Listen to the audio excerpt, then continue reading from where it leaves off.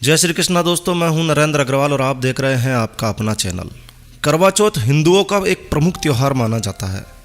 यह भारत के पंजाब, उत्तर प्रदेश, हरियाणा, मध्य प्रदेश और राजस्थान का विशेष रूप से मनाया जाने वाला पर्व है।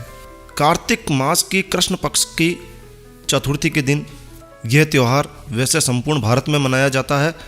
यह त्यौहार खासकर सुहागिन स्त्रियों के द्वारा मनाया जाता है, लेकिन कुंवारी कन्याएं भी इस त्यौहार को एक अच्छे वर की प्राप्ति के लिए मनाती है, इस व्रत को करती है। यह व्रत सुबह सूर्य उदय से पहले लगभग 4 बजे से शुरू होकर रात्रि में चंद्रमा दर्शन के साथ ही संपूर्ण होता है। ग्रामीण स्त्रियों से लेकर आधुनिक महिलाओं तक, गांवों से लेकर ऊंची ऊंची बिल्डिंग्स तक सभी सुहागिन स्त्रियां करवा चौथ का व्रत बड़ी श्रद्धा और उत्साह के साथ रखती है। शास्त्रों के अनुसार यह व्रत कार्तिक मास के कृष्ण पक्ष की चंद्रोदय व्यापिनी चतुर्थी के दिन ही करना चाहिए। पति की दीर्घायु व अखंड सौभाग्य की प्राप्ति के लिए इस दिन भालचंद्र गणेश जी की अर्चना भी की जाती है।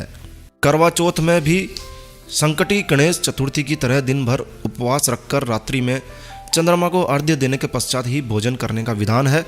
वर्तमान समय में करवा चौथ व्रत उत्सव ज़्यादातर महिलाएं अपने परिवार में प्रचलित प्रथा के अनुसार ही मनाती है। हर स्थान पर थोड़ी थोड़ी चेंजेज के साथ इस व्रत को किया जाता है। अधिकतर स्त्रियां उपवास रखकर निराहार रहकर चंद्रमा के उगने की प्रतीक्षा करती है और दर्शन के पश्चात ही कुछ ग्रहण करती है। करवा चौथ के दिन भगवान शिव, पार्वती, कार्तिकेय, गणेश और चंद्रमा का पूजन किया जाता है। पूजन करने के लिए बालू और सफ़ेद मिट्टी की वेदी बनाकर इन देवों को स्थापित करके पूजा किया जाता है। करवा की पूजा की जाती है।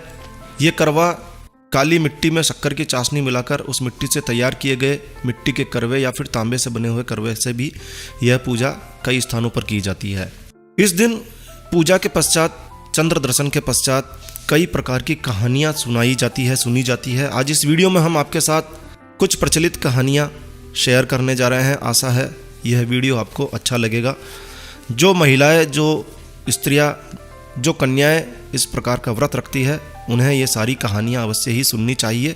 ऐसा माना जाता है सुहागिन स्त्रियां यदि ये कहानियाँ सुनती है तो उसके पति की दीर्घायु निश्चित तौर पर ही उसे प्राप्त होती है। इन कहानियों के अलावा एक गणेश जी की कहानी को भी सुनने की काफ़ी प्राचीन परंपरा है। कहानियों के पश्चात एक गणेश जी की कहानी भी अवश्य सुननी चाहिए। आज इस वीडियो में हम आपके साथ गणेश जी की कहानी भी शेयर करेंगे, तो पूरा वीडियो देखिए क्योंकि यह वीडियो काफ़ी उपयोगी साबित होगा। तो आइए शुरू करते हैं सबसे पहली कहानी से। बहुत समय पहले की बात है। एक साहूकार के 7 बेटे और एक बिटिया थी, एक लड़की थी जिसका नाम था करवा। सभी 7 भाई अपनी एकमात्र बहन करवा से काफ़ी प्यार करते थे, यहाँ तक कि वे पहले अपनी बहन को खाना खिलाते और उसके बाद ही स्वयं खाना ग्रहण करते थे। एक बार उनकी बहन ससुराल से मायके आई हुई थी, शादीशुदा थी, तो अपने माँ के घर, अपने भाइयों के घर आई हुई थी। शाम को भाई जब अपना व्यापार व्यवसाय बंद करके, छुट्टी करके जब घर आए तो देखा कि बहन बहुत अधिक व्याकुल थी। उन्हें मालूम नहीं था कि वो दिन करवा चौथ का व्रत का दिन था। उसने व्रत किया हुआ था और इसीलिए वो थकी हारी थी, उसे काफ़ी भूख सी महसूस हो रही थी। सभी भाई खाना खाने बैठे तो अपने बहन को भी खाने के लिए आग्रह करने लगे, क्योंकि भाई समझते नहीं थे कि करवा चौथ का क्या महत्व है, उन्हें मालूम नहीं था। लेकिन जब बहन ने बताया कि आज उसका करवा चौथ का निर्जल व्रत है और वह खाना सिर्फ चंद्रमा के दर्शनों के पश्चात ही चंद्रमा को अर्घ्य देकर ही खा सकती है। चूँकि चंद्रमा अभी तक निकला नहीं है इसलिए वह खाना नहीं खा सकती है और काफ़ी भूख और प्यास से व्याकुल होती है।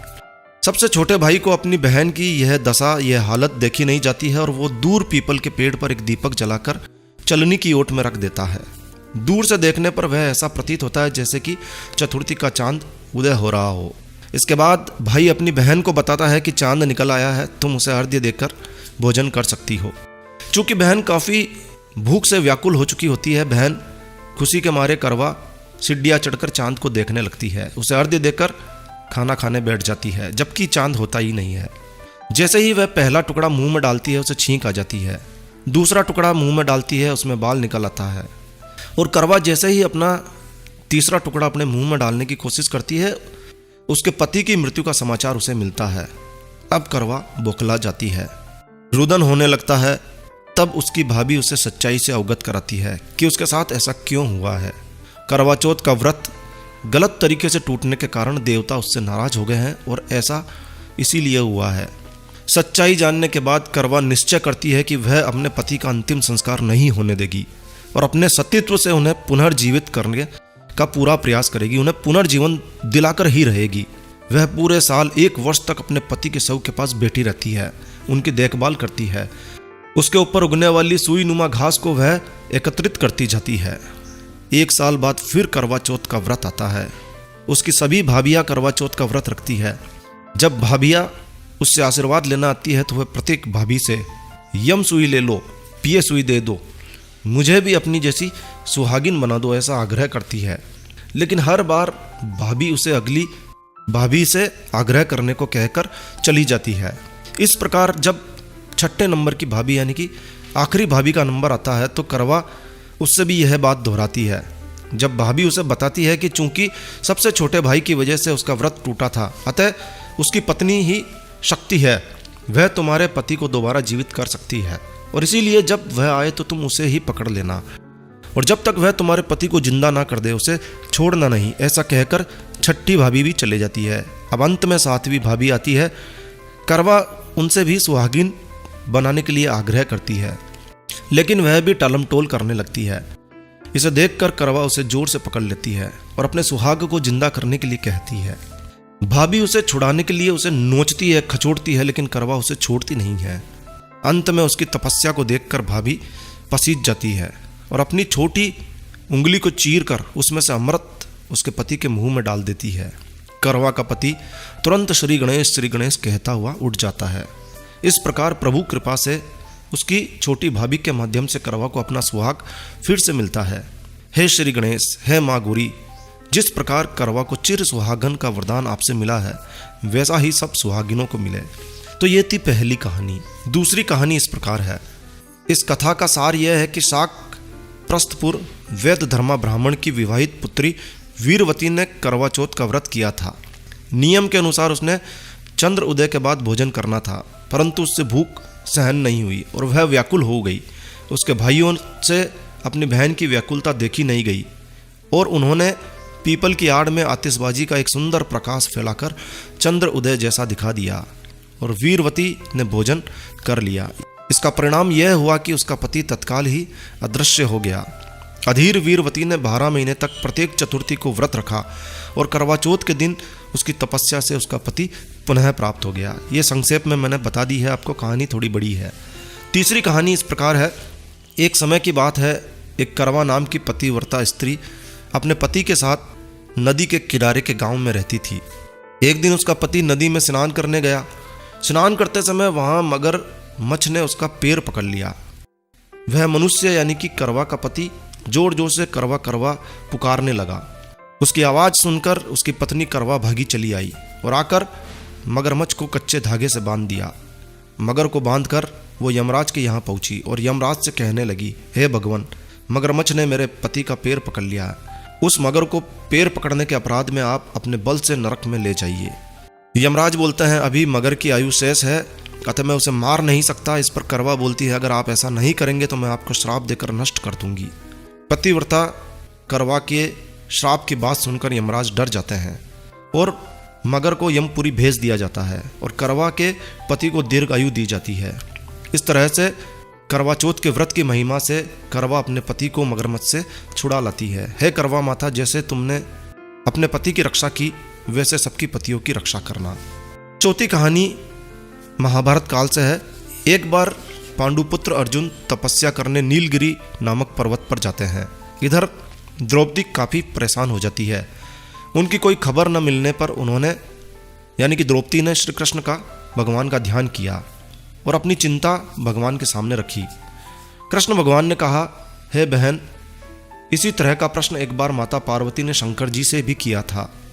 तब शंकर जी ने माता पार्वती को करवा चौथ के व्रत की महिमा बतलाई। इस व्रत को करने से स्त्रियां अपने सुहाग की रक्षा हर आने वाले संकट से वैसे ही कर सकती है जैसे एक ब्राह्मण ने की थी। प्राचीन काल में एक ब्राह्मण रहा करता था। उसके 4 लड़के एवं एक गुणवती लड़की थी। एक बार लड़की मायके में गई, तब करवा चौथ का व्रत का दिन था। उसने व्रत को विधि पूर्वक किया। पूरे दिन निर्जला रही, कुछ खाया पिया नहीं। पर उसके चारों भाई परेशान थे। बहन को प्यास लगी थी, भूखी होने के कारण वो काफ़ी व्याकुल थी।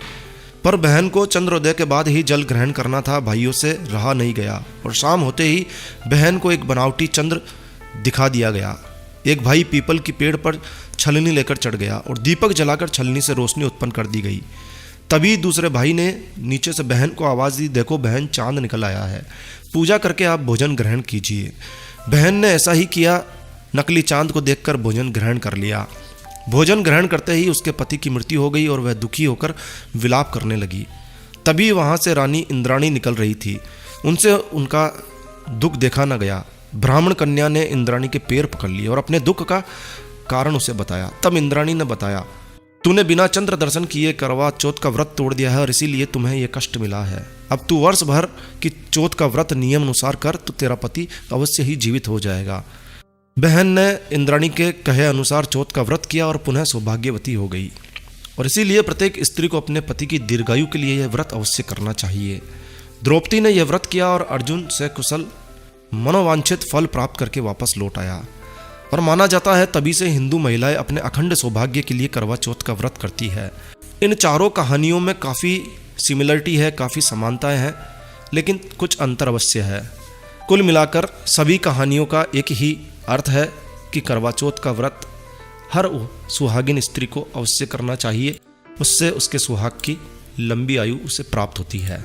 इसके बाद में एक गणेश जी की कहानी सुनने का भी काफ़ी प्राचीन प्रावधान है, काफ़ी प्राचीन पद्धति है, विधि है। तो आइए गणेश जी की कहानी को भी सुनते हैं। कोई भी व्रत करने के बाद गणेश जी की कहानी भी अवश्य सुननी चाहिए, इससे व्रत का पूरा फल मिलता है। एक बार गणेश जी एक छोटे लड़के का वेश धारण करके नगर में घूमने के लिए निकलते हैं। अपने साथ में थोड़े से चावल और चुल्लू भर दूध उनके पास होता है। नगर में घूमते हुए जो भी गणेश जी को मिलता है, उस छोटे बालक को मिलता है, वो बालक उससे खीर बनाने के लिए आग्रह करने लगता है, मेरी खीर बना दीजिए। सभी स्त्रियों से, आदमियों से, आने जाने वाले लोगों से गणेश जी आग्रह करते हैं, निवेदन करते हैं, अनुरोध करते हैं, लेकिन लोग उसकी बात को, उसकी हाथ में थोड़े से चावल और चुल्लू भर दूध को देखकर हंसने लगते हैं। कोई भी खीर बनाने को तैयार नहीं होता है।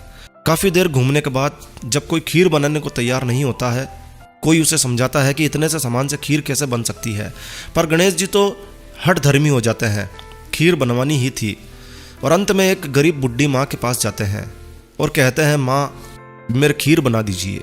बुढ़ी माँ तैयार हो जाती है, चल बेटा मेरे साथ चल, मैं तुझे खीर बनाकर ही खिलाऊंगी। बुढ़ी अम्मा अपने घर पे ले जाती है गणेश जी को। गणेश जी उनके साथ चलते हैं। बुढ़ी अम्मा उनसे चावल और दूध लेकर एक बर्तन में उबालने के लिए चढ़ा देती है। सोचती है बच्चे का दिल क्यों तोड़ना, लेकिन क्या होता है, दूध में ऐसा उफान आता है कि बर्तन छोटा पड़ने लगता है। बुढ़ी अम्मा को काफ़ी आश्चर्य होता है, वो कुछ समझ नहीं पाती है। अम्मा घर में इससे बड़ा कोई बर्तन नहीं रखा है। वो छोटा बालक बोलता है, वो भी पूरा भर गया। खीर बढ़ती ही जा रही, उसकी खुशबू पूरे नगर में फैल रही थी।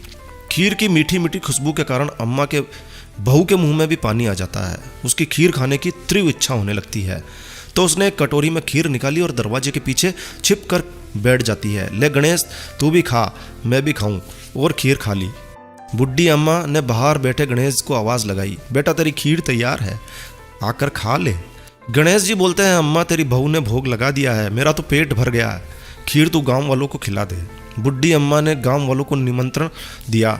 सब हंस रहे थे, बुढ़ी की हंसी उड़ा रहे थे। इस अम्मा के पास खुद खाने के लिए तो लाले हैं, पता नहीं गांव को कैसे खिलाएगी, परंतु फिर भी सब उसकी हंसी मजाक उड़ाने के लिए उसके घर चले आते हैं। बुढ़ी अम्मा सबको भरपेट खीर खिलाती है। ऐसी स्वादिष्ट खीर आज तक किसी ने नहीं खाई थी। सभी तृप्त होकर खीर खाने लगते हैं, लेकिन खीर समाप्त नहीं होती है, भंडार भरा ही रहता है। हे गणेश जी महाराज, जैसे खीर का भगोना, जैसे खीर का बर्तन हमेशा भरा रहता है, भरा रहा, वैसे ही हमारे घर का भंडार भी सदा भरा हुआ रखना। बोलो गणेश जी महाराज की जय। तो इस तरह से करवा चौथ का व्रत पूर्ण करके अंत में गणेश जी की कहानी के साथ ही करवा चौथ का व्रत संपूर्ण किया जाता है। आशा है आपको यह कहानियाँ करवा चौथ की व्रत कथाएं अच्छी लगी होगी, साथ ही साथ गणेश जी की कहानी भी आपको अच्छी लगी होगी। तो बस इस वीडियो को यहीं विराम देते हैं। तो दोस्तों यह वीडियो, यह जानकारी, ये कहानियाँ आपको अच्छी लगी हो तो कृपया लाइक के बटन पर जरूर क्लिक कीजिए। और यदि आपने हमारा ये चैनल सब्सक्राइब नहीं किया हुआ है तो कृपया चैनल सब्सक्राइब कर लीजिए, क्योंकि इस चैनल पर हम लेकर आते हैं आपके लिए तरह तरह की धार्मिक जानकारियाँ, होम रेमेडीज, होम टिप्स और टेक्निकल नॉलेज। तो सब्सक्राइब करने पर आपको हमारे नए वीडियोस की अपलोड्स लगातार निरंतर मिलती रहेगी, तो कृपया चैनल को सब्सक्राइब कर लीजिए। तो एक नया वीडियो, एक नई जानकारी लेकर मैं आपका दोस्त नरेंद्र अग्रवाल फिर मिलूंगा। तब तक के लिए stay healthy, stay happy. Thank you for watching my video. Thanks. जय श्री राम, जय हनुमान, जय गणेश जी महाराज।